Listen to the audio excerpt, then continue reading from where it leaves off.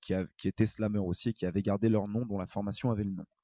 Donc, pour trouver un concept, moi, le concept, ça a été celui de Le Caravage, parce que le peintre Le Caravage, Michelangelo Merisi, c'est l'artiste qui m'a le plus influencé depuis que j'essaye de créer des choses. Mais c'est un héritage qui est lourd à porter. Déjà, premièrement, c'est un peu compliqué parce qu'il y a un groupe de Grenoble qui s'appelle Caravage. Donc nous, il faut bien savoir que ça s'appelle Le Caravage, qu'on est de Lyon, et on fait pas du tout le même genre de musique que ce groupe de Grenoble. Pas du tout.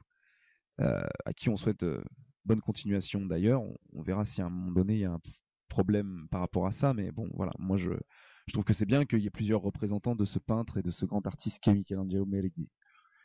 Et après, le truc, c'est que voilà, ce nom-là et cet artiste-là, c'est pas qu'un peintre pour moi, c'est vraiment une sorte de metteur en scène. Moi, je suis comédien, à côté, je fais du théâtre. Et Michelangelo Merisi, dans ses tableaux, il a vraiment une dramaturgie qui se développe et un certain réalisme. Ça a été le premier peintre à pas, comment dirais-je, exposer des personnages qui étaient parfaits.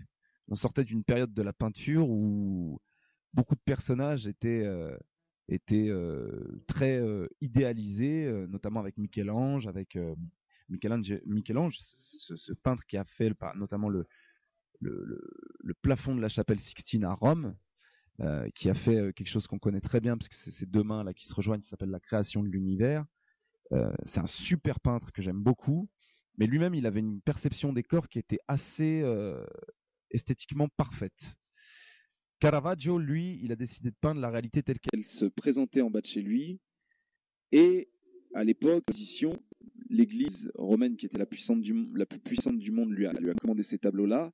Et à un moment donné, beaucoup de gens ont été offusqués parce que certains modèles de personnages représentaient la frange la plus basse du peuple. Eh ben oui, mais parce que lui, en fait, il peignait les paysans ou les prostituées en bas de chez lui, telles qu'elles se présentaient à lui. Et en ce sens-là, Caravaggio, c'était vraiment le... C'est une nouveauté et c'est sur RDFM.